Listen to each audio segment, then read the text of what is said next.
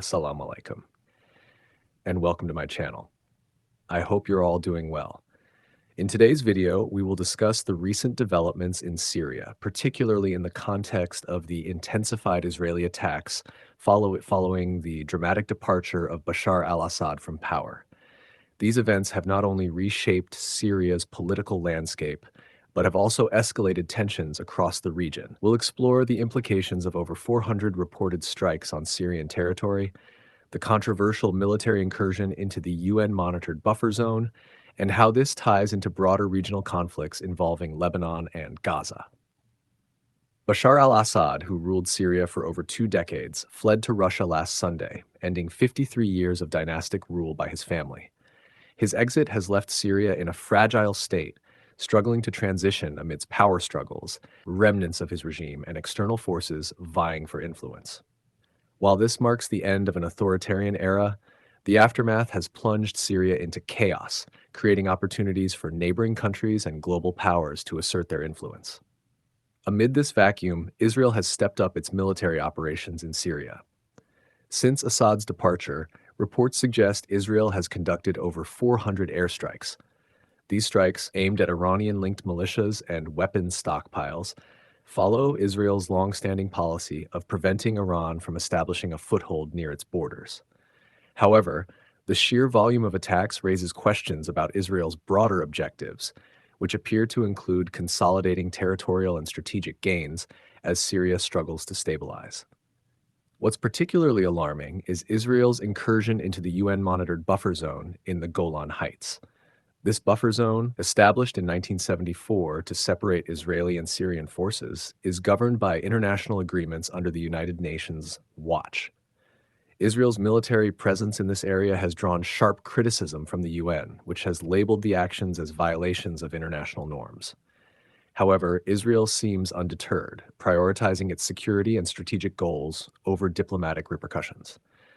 This is not an isolated act. In recent months, Israel has also intensified its operations in neighboring Lebanon.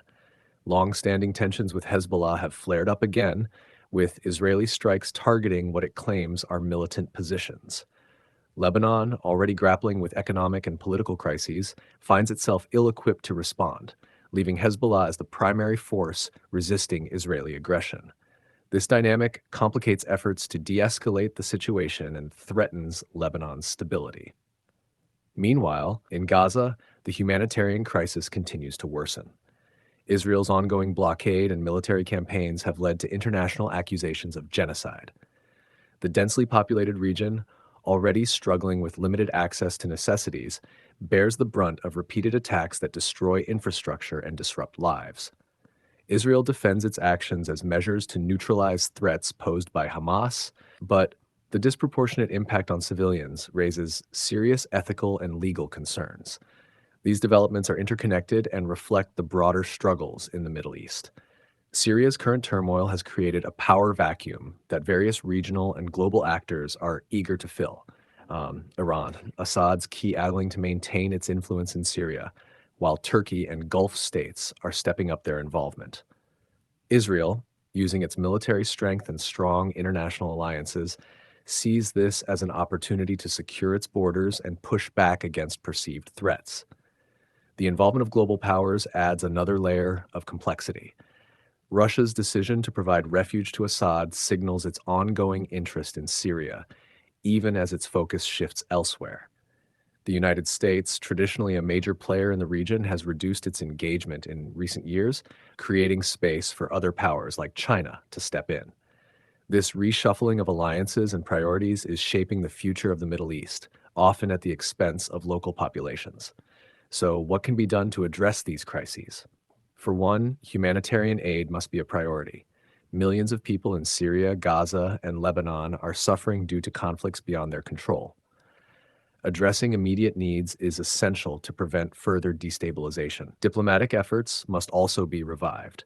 Regional actors need to come to the table and engage in meaningful dialogue to reduce tensions. This includes not only addressing specific conflicts, but also working toward comprehensive solutions for the underlying issues, such as the long-standing Palestinian-Israeli dispute. Lastly, accountability is crucial.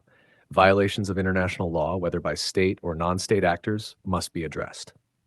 Strengthening mechanisms to hold parties accountable can deter future aggression and encourage more responsible behavior on all sides. As we wrap up, it's clear that the Middle East is at a crossroads. The fall of Bashar al-Assad and the subsequent escalation of conflicts underline the urgent need for solutions. Whether the region moves toward peace or descends further into chaos depends on the decisions made by its leaders and the international community. Thank you for watching and staying with me as we unpack these critical developments. If you found this video insightful, don't forget to like, share, and subscribe to the channel. Let's continue this discussion in the comments below. What are your thoughts on these developments, and what do you think needs to be done for peace in the region? Until next time, assalamu alaikum, and take care.